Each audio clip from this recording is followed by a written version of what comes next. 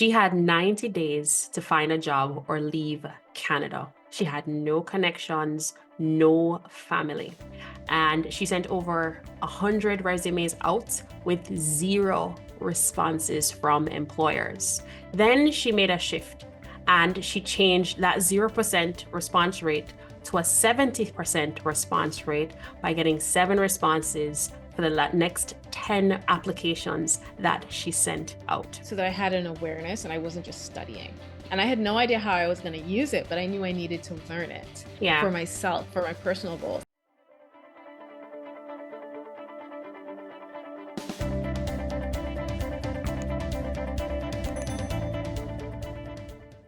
She's a Canadian immigrant from the Bahamas. And today, over the next several episodes, actually, we are going to get to know Jette Stubbs and how she made her transition into Canada as a Canadian immigrant and exactly how she turned around that response rate from 0 to a whopping 70%. Welcome, Jette. It is such a pleasure to have you here. Finally, we've known each other for like, what is it, 4 years, 3 years? 3 years. And now I'm finally having you on my platform. It's such a pleasure to have you here. Thank you for taking the time out to be here with us today. If you don't know me, guys, I'm Christina. I'm your host here at As Told by Canadian Immigrants. I'm a 10-year Canadian immigrant. And on here, we talk about tips and tricks for Canadian immigrants, how to move to Canada and how not to just move here and survive, but to thrive, which is going to be the theme of our talk today anyway. So Jette, welcome. And thank you so much for being here today. Thanks so much for having me, Christina. We've known each other for a while now, and like our work together around career coaching and business coaching and designing work to fit your life has been all around how not to just survive, but to thrive, right? How to live a life that you actually enjoy and you're not living in that like paycheck to paycheck mindset, but you are able to spend time with loved ones, you're able to live. And I think so many of us want to get there, but we think it's going to be like this one day thing, like one day I'll be able to do this, or one day this will happen. And you want to make that one day now. Exactly. Perfect. So you're here from the Bahamas. You're a fellow Caribbean or Dander. How do you say that? From the Caribbean. And I just want to get a little bit of background that what led up to your Canadian immigration story. You know, you're in the Bahamas, you were still in your teens, and you transitioned into Canada. So tell me a little bit about the build up from the Bahamas into Canada and why Canada? Yeah, so I think like a lot of Caribbean countries, you graduate a bit earlier. So I graduated high school just after like I turned 17. And I went straight into university, and there weren't a lot of good options on the islands. Like you have like UWI, University of West Indies in Jamaica, but in the Bahamas, there weren't a lot of good university options. There was a college that wasn't very well recognized or respected even within the country. Got it. So I opted to go to school abroad, and I was very fortunate that my parents had the financial resources at the time to support that. So I chose Canada because it seemed like the most practical option. The in the Bahamas, we use the US dollar interchangeably with our dollar. Our dollar's pegged to the US dollar. Okay. And the Canadian dollar is weaker. So you get an extra 30% on the dollar, which is very helpful for parents who are paying for you to go off. Then Canada also isn't that far. So the ticket price, like if I went to Europe or something like that, the ticket price to go back home would become so prohibitive that I wouldn't be able to afford to go and visit. Like staying within the Americas is cheaper for travel. And the way I chose this university that I went to is we had recruiters come from different universities and come to my high school. So recruiters would come, and they do this throughout the Caribbean at international schools, where they would come and they are trying to poach you and get you to come to their university. And I had poached, right? They had, because it's profitable, like Canadian students pay less. So international students pay 3 times the amount. The way I heard that justified earlier on, and I don't know if this is 100% true, but the way I heard that justified early on is the typical school fees the Canadian student pays, then you have to pay the amount that the government typically subsidizes for a Canadian And then there is profit, so you can support Canadians in going to school. And so you are part of a for-profit system for the Canadian government to subsidize education. At least that's the way I've seen it framed. And I haven't Yeah. I chose a school based on the recruiters that were coming to my high school. And I had 3 in particular come, one from York University, one from Guelph, and one from Western University. So these are all in Ontario. These are all schools in Ontario, going from Toronto over to London, Ontario, which is about 2-hour drives outside of London. Right. And they were all selling how diverse the school was, because I was used to diversity in an international school. And they were saying, you know, the food is amazing and the culture, and there are potentially opportunities to stay and work after you graduate. And at the time, I just wanted to go back to the Bahamas afterwards. So this is a huge deviation now, being here like over 10 years later, right? Yes. I chose to go to Western University, which is in London, Ontario. Yes. And I'll be honest, the recruiter totally lied to me. He said Western is just as diverse as Toronto. He told me that the food is just as diverse, that the people are as diverse. I can find anything that I want. And I land in Canada. I had never been to Canada. My first week at university was my first week in the country. My parents stayed for 3 days and they never came back. What semester did you start? Was it September? I started in September, yes. Okay. And just to put into context for people, the year was 2007. Yes, it's Okay. 2007, in London, Ontario, Canada.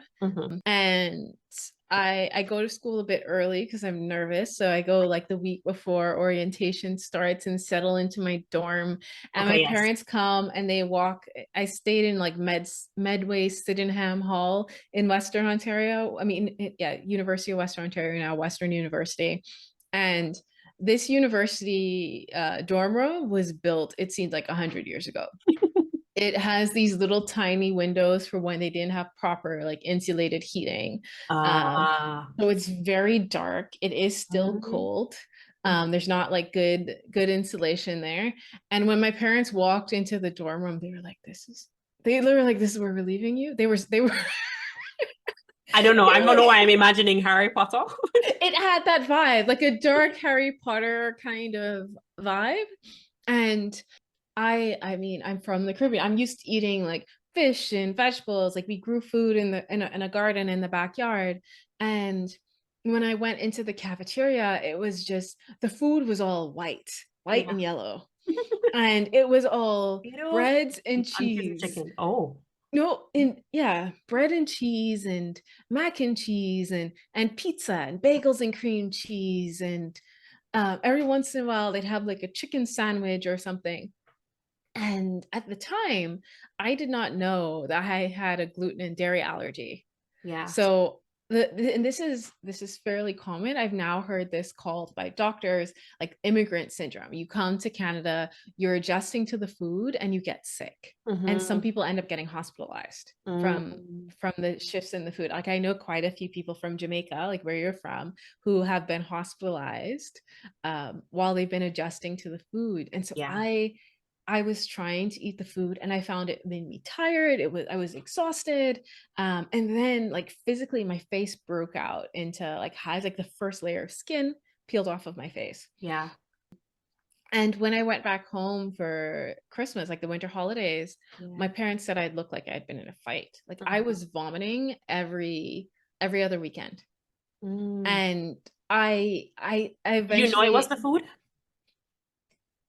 I had a good idea, but the issue was they force you to live in dorms the first year.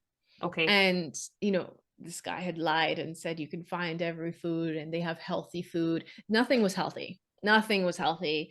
Everything was overly processed and it was a shock to my system. And I knew it was the food, so I tried to eat more vegetables. But when I bought vegetables on my meal plan, because they made you pay for everything, I ran out of my 1-year food budget, like the standard student 1-year food budget, in my first 3 months. So before my first semester was over, I ran out. And so I had to go back because I didn't, like my parents would have ended up paying like 8,000 or 10,000 for me to eat from if I ate vegetables. which is wild. It's radically different. Like I have a brother who's a year younger than me. He went to school in Halifax. Sorry, he went to school an hour outside of Halifax in Nova Scotia in a school called Acadia, and they just Okay. have like a buffet style. You just go and you pay. And he was talking about eating lobster and vegetables, and because Yeah. they're on the coast, Yeah. right? Yeah. So Yeah. they Yeah. have like salmon and all these things that are Mm-hmm. cheap. And he's like, I eat well and I can eat as much as I want. I have an hour and a half when I tap my card, and I can eat as much as I'd like. And then I go and I can do that 3 times a day. And I was like, I'm paying an astronomical amount to eat like just food that has no color. Like I'm Yeah. really big on my plate being colorful, full of different vegetables, like new different nutrients coming into my body. And this Yeah. school was like nutritionally starving me and Yeah. charging me astronomical amounts. So that was that, like I physically got sick. And then when I did try and like go to the doctor, and then when I went to them and I saying I'm not feeling well, I'm feeling sick, they actually were treating me like I was looking for drugs. And I was like, what and they're like, no, we're not going to give you any pills. And I was like, I didn't ask you for pills. I asked you to find out what's wrong with me. Yeah. And it was just, there were layers of things going on. Yeah. And, oh, and at that time, you know, when you look at these university photos and you see them having all these diverse people on the front page. Mm-hmm. So I made friends in my first year with somebody from Chinese background, with like a white Canadian who's from a small town, and I had this like Pakistani friend. So we had like East and South Asian, me black, and then a white person. We were hanging out in a group of 4. Mm-hmm. Tell me why like the university photographer was following us around. Like the number of times that we were asked to take our photos because we represented diversity within the Yes. school, and That's the there wasn't a lot of it, diversity that you right? were Diverse. sold. I see. Diversity means, yeah, there's one punch pluggy, punch black person. There's one more. I see. Absolutely. And I think Mhm. this is the narrative that is sold, right? After I left London, I didn't go back. My friends, so I had some friends stay there, and I just refused to go back. My safe haven, and I'm not going to say Western gave me a good quality of education. The education was great, and I found a safe haven in the International Student Center.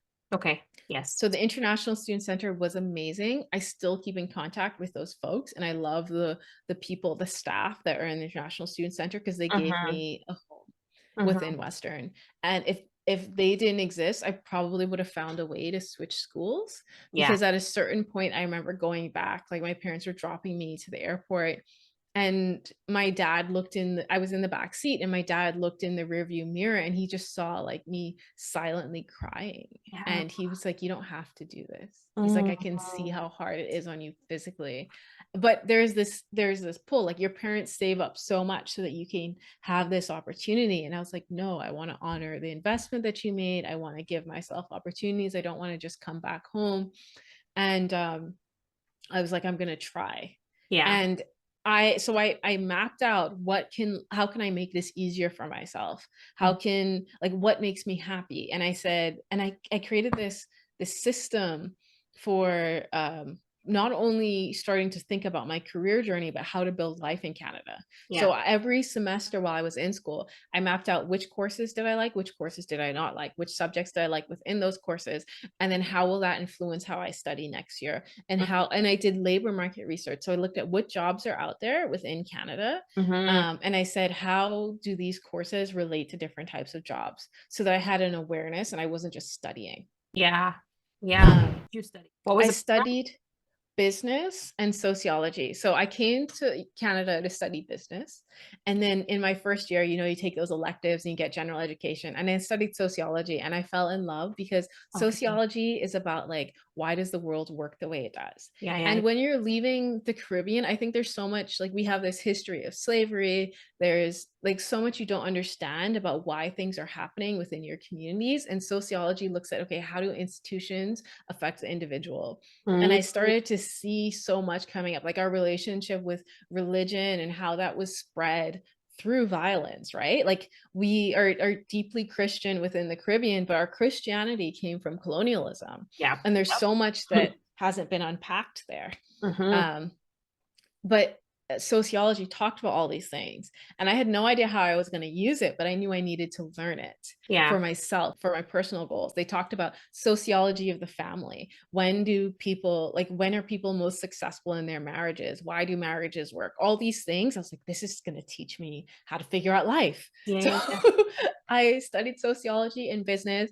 And then as I was doing my studies and trying to figure out how to combine the two, and which paths were available, I found out about this really new field at the time called community development, which focuses on how do you build healthy communities, how do you do grassroots initiatives, how do you transform the way adults view the world and like do transformative education so they can build lives that they're more excited about.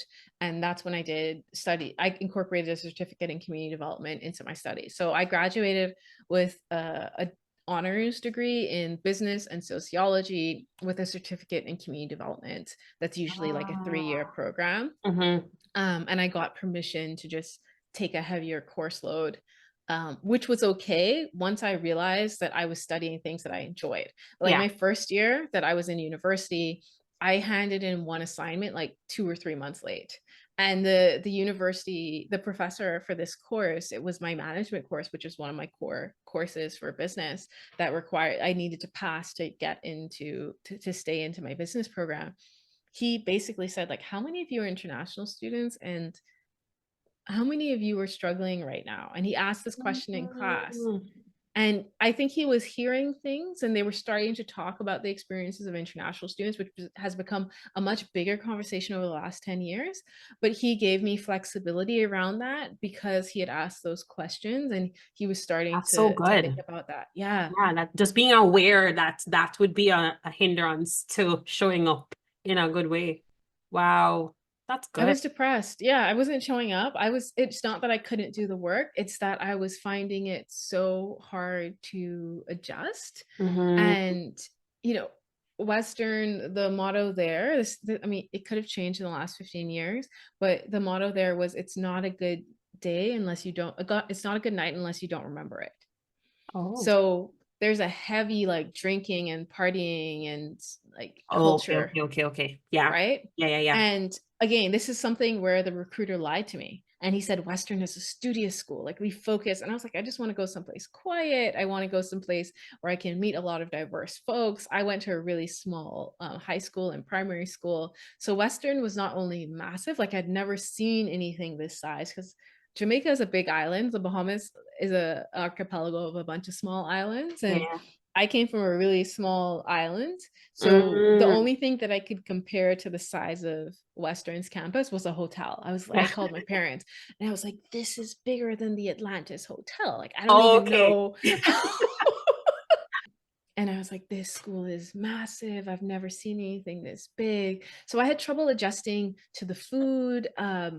It was not as diverse as I was told. And so I had trouble adjusting like to the people. It's not that I expected Canada to be like I wasn't expecting it to be like my home. I grew Yeah. up in an international school. I was used to interacting with different cultures.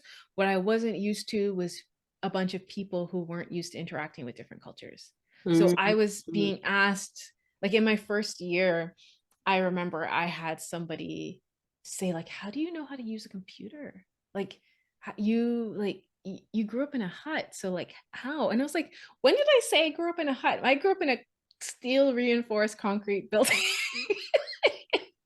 More um house than house in Canada in terms right. of the construction. And I feel like that's even, yeah, that's, but to put into context for people that this is 17 years ago, Yes. where the high influx of immigrants that we see now is not what it was then. And so people are a lot more aware, and it's London is probably a lot more multicultural now. So what he was talking about was the future. That's what he was. He maybe was from the future. Yes, super diverse. Lots of people, lots of food now in 2024. Not so Right. much 2007. Mm-mm. I think times have changed. Definitely. People have become more Definitely. aware, Mhm. but um like, especially if I didn't, like, this isn't even 20 years ago now, right? But people who were here 20, 30, 40, 50 years ago, there's a lot of propaganda. I remember, I would fly into Canada, fly into Toronto, take a bus to London, and then take a cab to my apartment. And the cab drivers would tell me on my way there, don't believe the propaganda around moving to Canada. Like, I was this in my previous country, or I was a doctor and they told me to come here because they needed doctors. And then they didn't tell me that I would need to, like, basically go through Go all of back my to schooling school again. again. Yes. And there were all of these lies around the immigration process that I think, Yes. and we'll get to this in the future in another episode, that they're now trying to address, because Yes. there's so many lies that are happening around, like, Canada is nice, but it's hard immigrating to any country, Mm-hmm. and Canada is no exception. Yeah. That it is hard. Like, yes, they have more lenient and open immigration processes. They need immigrants. Canadians are not having enough children to sustain the population, so they need to bring in they need immigrants to pad the workforce, Yeah. and they're looking to bring in highly qualified candidates from different parts of the world. And I think at a larger societal level, they would like to make that like a welcoming environment. And Mm-hmm. there are, like, especially when you have good governments, and good is relative, but you have governments in power who want to make that process more positive. Um, that is true, but I think there've been a lot of mistakes that have been made along the way that Mm-hmm. people don't talk about. Yeah. And they're slowly trying to rectify it, but sometimes when you're rectifying mistakes, you first of all need to be willing to admit that the mistake was made, Yes. and that can be bad for publicity. Mm-hmm. um and so sometimes there's not that recognition that, hey, this was true to Mm-hmm. many people's lived experiences immigrating to Canada. With that Yeah. being said, I do not regret Mm-hmm. my move to Canada. I Mm-hmm. think one of the best things is that there are so many possibilities here. Like, the Yeah. Bahamas is very small. It's a Mm-hmm. small economy. Mm-hmm. The entire population is like 400,000 people. When I was growing up, they used to say it was That's 250,000 almost people. the amount of study permits. Right? So very small. Which also means, because we are so small and our dollar is pegged to the US dollar, like, it's a stronger passport than a lot of other places. Like, it's a stronger passport than, like, the Jamaican For sure. passport. We do move and go to other countries, but it's not the influx of people that are, like, living in poverty, or um it's a different dynamic. It's a different economic system that's in Yeah. play. Mm-hmm. And I mean, that's even relevant because I talked about the cost of living, like the fact that the US dollar is stronger than the Canadian dollar. That's one of the reasons that I came. But even this idea of the cost of living, like, I think you and I were speaking recently that they're just recently updating the amount that's required for your immigration process when you're getting a study Yes. permit. Because when Yes. I applied, it was 10,000. You said it was still 10,000 up until, like, last year. Yeah. Um, They you didn't can't change it. survive. Yeah. And I like it you bring that up actually because you spoke about how you came and you burned through your cost of living budget just because of the type of food that you're living. So you can touch a little bit on even how necessary, even though it's drastic, what the government is doing. It's kind of like overnight, $10,000 needs to magically appear in your bank account extra. But how if $10,000 didn't work for you in 2007, I lived with family in 2014 when I came, so we're able to stretch it. But did it even work? Did it even work?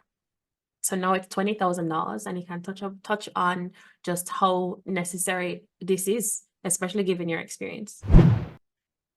Yeah. So if you're in any sort of major city, the average cost of rent is going to be somewhere around $2,000 for a one bedroom. I was in London, Ontario in 2007. What I paid for for one room in a four-bedroom house was 550 or something like that, plus utilities. Um, Now that's like $6,000 right there. This is Mm-hmm. 2000 this is like 2008 to 2011 we're talking about. This is over a decade ago. The cost has increased. Significant. So significantly. Mhm. Like if you're living in Toronto, for example, I remember like a year or two ago, they were saying the cost of rent, if you were renting a new place, the rental rates are increasing like 7% per month. So it's you if you're looking at you're going to come, yes, you may share a space, and this is where you'll have multiple international students trying to share like a 2-bedroom home. They'll rent out like a $4,000 2-bedroom home, Yeah. and there'll be 2 people per room. Mhm. You'll find it especially with people where they're more collectivist cultures, like Chinese cultures. Like you'll find people sharing space because they need to, because that's what they can afford, Bored. Yep. right? Yep. And the alternatives, like $10,000 is not going to carry you very far. If Mhm. you need to get like a even just the cost of a proper winter coat and boots, like boots are like 200 Canadian. Yep. Like, and that's on the cheaper end. Mhm. Like 200, I would say 300 Canadian is a more accurate representation if you have one pair of good winter boots Yes. that are waterproof, Mhm. that are like lined with fur so your toes are not going to freeze. Mhm. The cost of transportation, like if you're in Toronto, what is it? TTC for the month? I haven't looked at it for a while, but it's probably around like $150-$160 per month. There's Probably. a student discount. There is a Yes. student discount and there are student rates. But when you add these things up, it adds up very quickly. Like Right. when you're talking about just the cost of rent, like if you're Mhm. looking at like $1,500 if you're in any of the major cities, Yeah. plus the cost of transit, Mhm. then you need to get your gear, then you need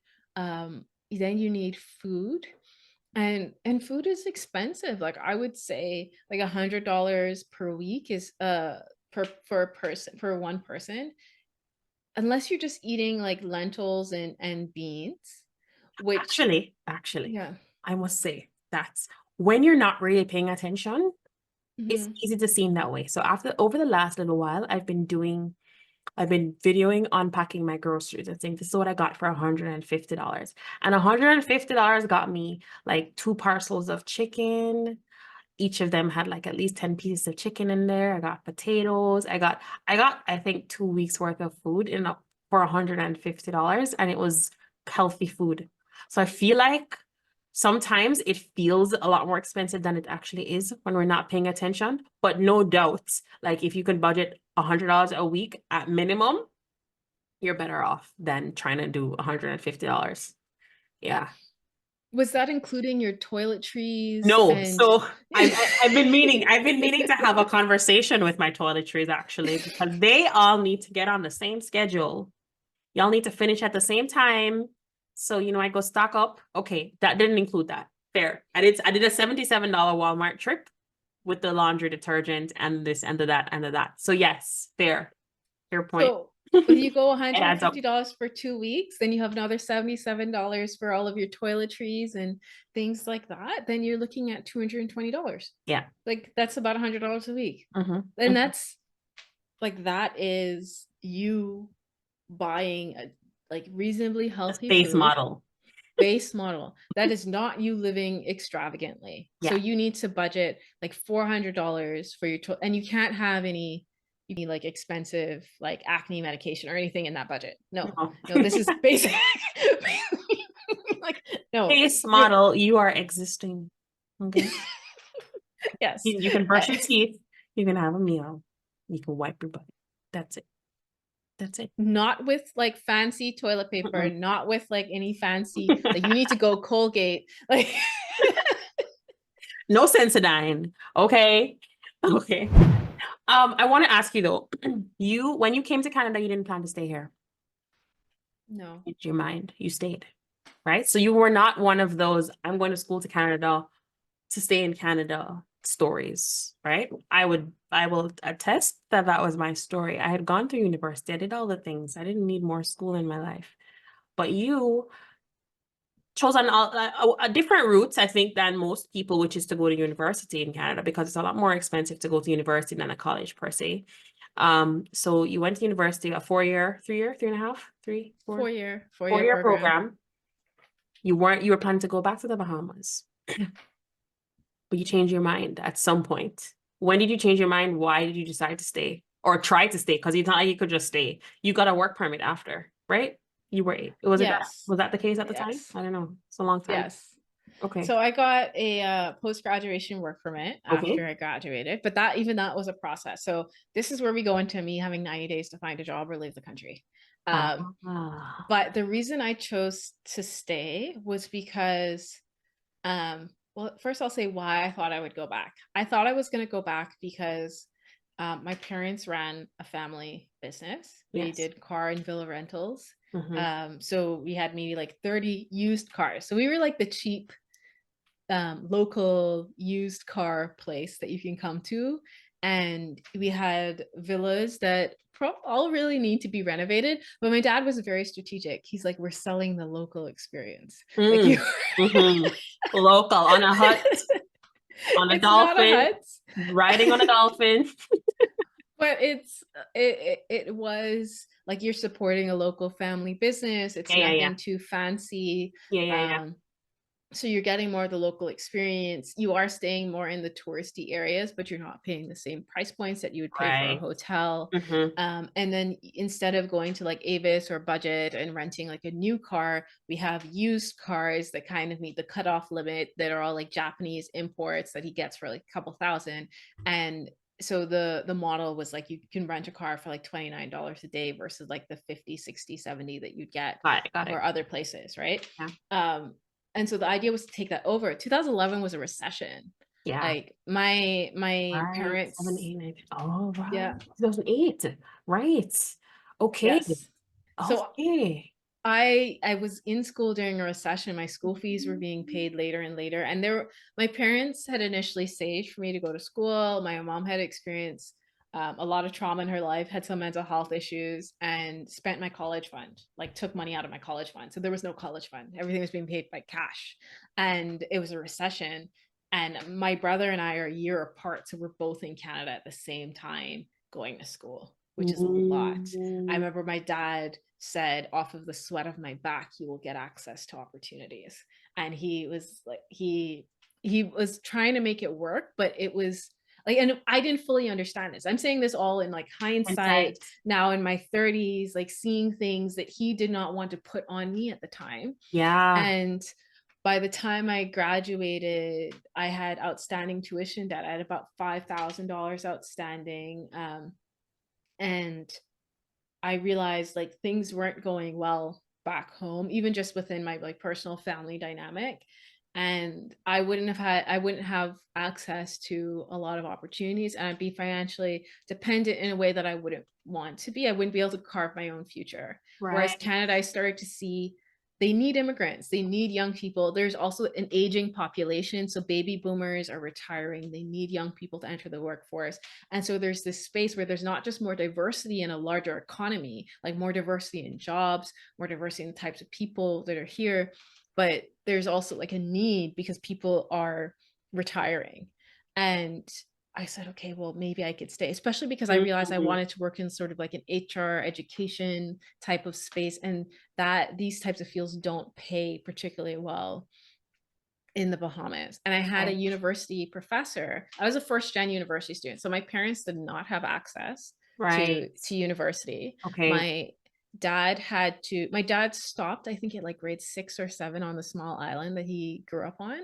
And my mom had to repeat grade 12 because of her caregiving responsibilities for her younger sibling. So she fainted at the stove, but she still had to keep on caregiving. So she actually paused school instead of pausing the caregiving. And so my parents had barriers to them Mhm. accessing education outside of finances. They had other like family barriers and constraints. And my younger brother and I were like the first generation to go to university, which is another layer why it was Okay. so big. Right. But then the recession Cycle hit. breakers. Get it. Yes, we're cycle breakers. So then the recession hit, and there's no money to finish it off. I have outstanding tuition debt, and I was caught in this cycle where I needed a job to pay down my tuition debt, but I needed a letter from the university to be able to stay in Canada.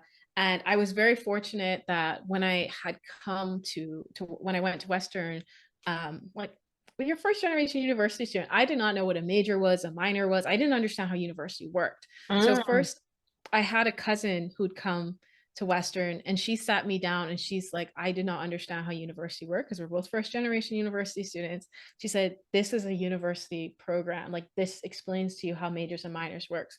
Nobody sat me down and explained this to me. And now I'm in my 5th year of university, because when I tried to graduate after year 4, they said, you don't have a complete program.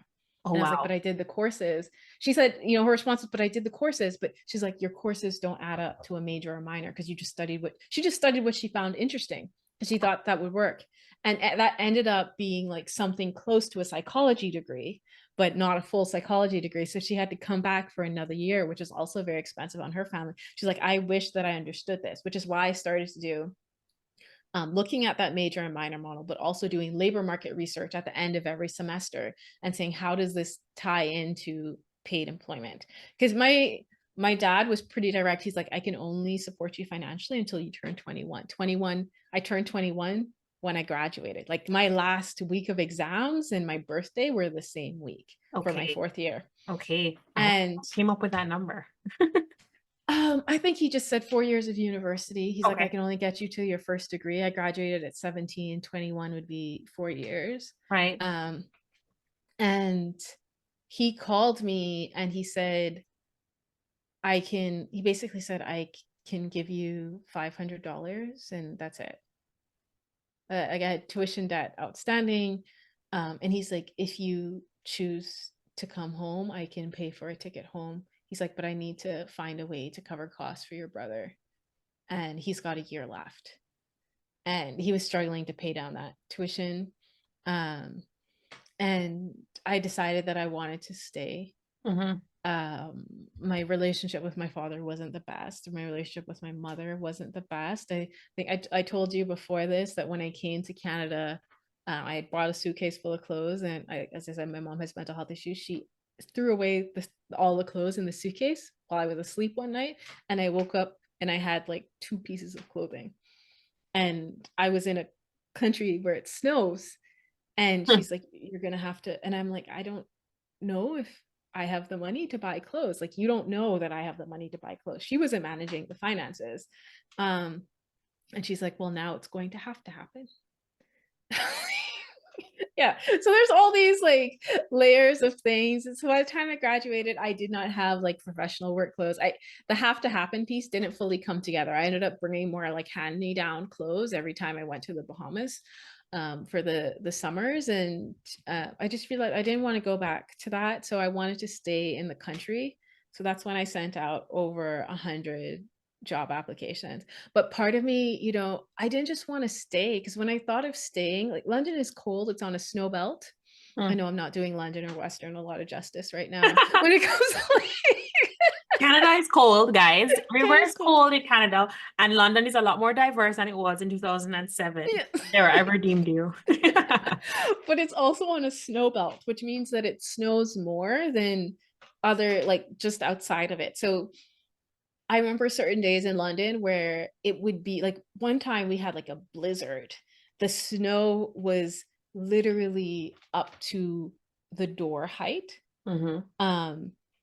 And if we didn't go and like shovel ourselves out every couple of hours, there would be no path. And we were able to just go and sit on our, like, stand up on the edge of our porch, like on the railing of our porch, and lean back into the snow. And that's how high the snow can be in London. And that same time that was happening, if you had driven 2 hours outside of London, it was sunny. Mm-hmm. So it's a snow belt. It's just this like belt of snow that comes through London. And I was like, okay, but London is much more affordable for cost of living. Yeah. Like it's much more affordable than Toronto or like Vancouver or any of the other major cities. So when you go outside of the major cities, the cost of living goes down substantially, but so does the diversity. So does like the diversity in the food. But like my brother, for example, went to school in Nova Scotia. Nova Scotia does have like historically black populations. And there is a history of the Maroons in Jamaica being sent up to Nova Scotia, like the unruly slaves being sent up to Nova Scotia, and they had Africville. And a lot of people don't know these histories about Canada. So these are things I learned about in sociology classes. And my brother found Nova Scotia to be so friendly and welcoming. Oh, And he said one time he went to school. No, he graduated from school. He was going into work, and he ran to catch the bus. And somebody, he like some two like white Canadian women, like young white Canadian women, saw him and pulled over and said, "Hey, are you running late for an interview? Do you want us to give you a ride?" This would this is so rare. Like you would not really see this happen in Toronto. Like, I've could you had that imagine this? happen. I've had that Yes, happen. I've in had that Toronto. happen. Well, I don't live in Toronto, but in the greater Toronto Yes, area, it was -12 that morning. yes. Okay. And I'm taking the bus, and the bus is crossing, the bus on the opposite side of the road than I'm on. So I see the bus and I'm like, shoot. So I run to the island in the middle. Okay. Because this side of the road was clear, but I don't have the right of way to cross. So I run to the island in the middle. Here comes the bus, and the bus stops. And I'm literally right there. And I'm like, he's like, I can't. I'm like, I'm right here. He's like, I can't. Because I think I asked somebody before, like after, was like, why would he do that? He's like, they don't want to risk seeming like they are waiting for you, and you try to cross the street and you get hit. And then it's because they're in the narrative. So he's like, I can't. And he drives off. So then I cross the street. Now it's my turn to cross. And I'm like, the next bus is not until like half an hour. I'm like, it's cold. Then a minivan comes by, and she's like, hi, are you trying to get to work? Is there somewhere I can take you? I just saw what happened. I can't believe he didn't even wait for you. Can I take you somewhere? I'm like, sure. She had kids in the car. So no, I hesitated, but she had kids in the car. I'm like, sure. He's like, yeah, I was just coming to the Baptist church right here, but I have no problem taking you to the bus stop or wherever you need to go. And she took me all the way to work. She took me all the way to work. She was heaven sent. See, that is rare, and I can see that happening on a very, very cold day, especially in the greater Toronto area. Mhm. And I'm in the suburbs, kind of. Yes, Mhm. yes, Mhm. I can see that happening. But like when my brother and I talked about like Nova Scotia experience versus Toronto, like it was just night and day. Mhm. And I'm not gonna like I definitely have had people help me get on my feet in Canada. There's no way I would have been able to do it without help. Like after I graduated, which we'll get into, like I had friends who helped me move from London to Toronto. I had no family right close by. So even when I moved from like a dorms to an apartment, I had one of my friends, her parents came to me and they were like, who's going to help you move? And I was like, I just packed things and I don't know, I'm going to hire movers or get a truck or something and move things myself. And they said, just put things in boxes and give us the key and we will move everything. And I was like, do you want me to pay you? Like, do you want? And they were like, no, it's okay. I can't imagine doing this on my own at your age. And I Mhm. had that experience, but that was often like other immigrants helping me Right. figure that out. Not perfect strangers off the street. Yes. Yeah. Mhm. And when I first came to Canada and I wanted to go, like people were going to Thanksgiving and stuff, a lot of Canadians invited me to their Thanksgiving dinners, Yeah. which Yeah. included like inviting me to their homes for the weekend. And that was extremely, extremely welcoming. So Yes. again, like I'm giving the negatives that I experienced because there were a lot of They were real. they were Mhm. real. Yeah. But for example, my brother had talks about a totally different experience adjusting to Canada. Yeah. And I've had like cousins who've moved since I have. Mhm. And with me giving them very little guidance on like figure this out, this is something that you can do, these are resources that you can go to, they've had a much more positive experience than I did. Yeah. You bit the bullet. Yes, exactly. You bit the bullet. Yeah. Okay. Well, now school. You went through all the schools. School is over now. And your dad says, yeah, $500 is what I have to either buy your ticket home or put it in your pocket. And you decide I'm staying in Canada. Now you need to get a work permit, which probably was a little bit different than it is now. So now you had 90 days to find a job or leave the country. We're going to talk about that in the next episode because that's going to be the focus of that episode. So stay tuned for episode 2 with Jette Stubbs. And you're going to find out what she did to turn around her response rate from a 0%, which I know a lot of you are getting, to a 70%. So thank you so much, Jette, for this episode. Thank you so much for being here with me. We are going to take a commercial break. Just kidding. We're going to the next episode next week, Sunday. So stay tuned. Binge watch the series if this is, well, the first ones you're watching, but all the rest of them are already out. It's going to pop up on screen for you to click, and we will see you in the next episode.